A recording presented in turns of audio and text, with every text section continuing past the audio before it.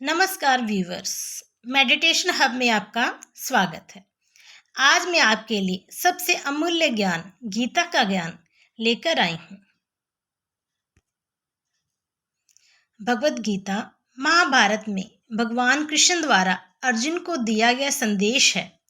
यह एक प्राचीन और पवित्र हिंदू धार्मिक ग्रंथ है। भगवान कृष्ण और अर्जुन के माध्यम से धर्म, कर्तव्य, जीवन के उद्देश्य और मोक्ष के विषय में प्रवचन किया गया है। भगवत गीता में कुल मिलाकर 18 अध्याय और 700 श्लोक हैं। भगवत गीता एक ऐसा ग्रंथ है जिसमें जीवन के हर एक मुश्किल का हल छिपा है।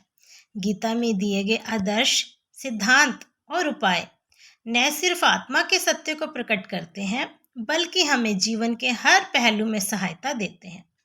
इसका अध्ययन न केवल आध्यात्मिक मार्गदर्शन प्रदान करता है, बल्कि यह हमें अच्छे कर्म, सही निर्णय लेने की कला और जीवन की सामान्य समस्याओं का समाधान सिखाता है। इस वीडियो में मैं आपके लिए बहुत ही सिंपल शब्दों में गीता के हर एक अध्याय का सारांश लेकर आई हूँ, जिससे हम गीता के हर एक पहलू को आसानी से समझ सकें। तो चलिए बिना देरी के निकलते हैं भगवान श्री कृष्ण और अर्जुन की वार्तालाप यात्रा में।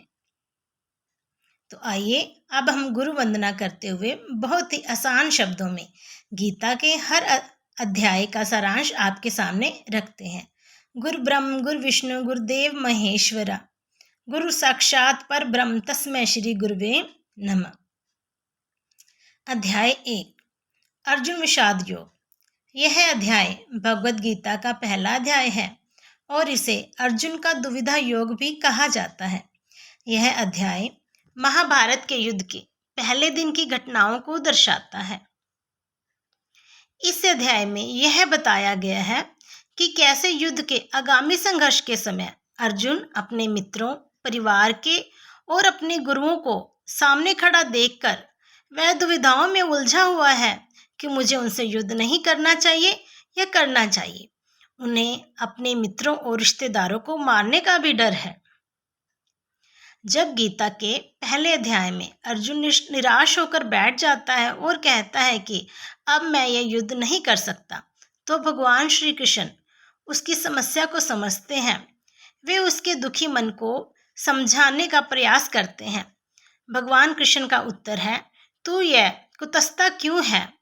इस अयोग्य और अनार्य विचार में क्यों फंसा है जो तुझे स्वर्गीय लाभ नहीं देगा? इसका मतलब है कि अर्जुन का विचार उन लोगों की तरह है जो अयोग्य और अशिष्ट होते हैं, जो केवल स्वर्ग सुख की चिंता करते हैं। भगवान श्री कृष्ण उसे समझाते हैं कि उसका कर्तव्य है युद्ध करना, क्योंकि वह एक अक्षत्रिय है और उसका धर्म है युद्ध करना।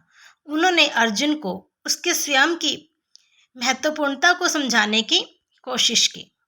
इस अध्याय से हमें यह सीख मिलती है कि किसी बड़े प्रोजेक्ट पर अगर हम काम कर रहे हैं, आपको लगता है कि आपके पास इसे सफलता तक पहुंचने की क्षमता नहीं है, आप उस समय संशय में और आत्म संकोच में हो सकते हैं। इस परिस्थिति में हमें अर्जुन विषाद योग का संदेश याद करना चाहिए। यह है कि आपको अपने कर्तव्य का पालन करना जरूरी है, चाहे आपके पास संशयों का सामना करना पड़े या आत्म संकोच की समस्या हो। आपको अपने कार्य में लगातारता और आत्मविश्वास बनाए रखना चाहिए।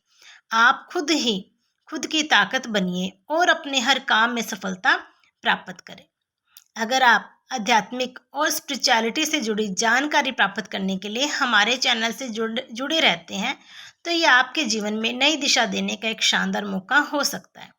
हमारे चैनल पर आपको आध्यात्मिक ज्ञान, सुख शांति की अनुभूति और आत्मा के रहस्यमयी पहलुओं के बारे में रोचक और शिक्षाप्रद वीडियो मिलेंगे।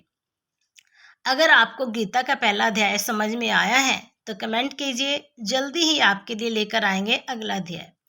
आगे बढ़ने के लिए चैनल को सब्सक्राइब करें ताकि आप हमारे साथ एक अद्भुत अध्यात्म यात्रा में सफ़र कर सकें। धन्यवाद।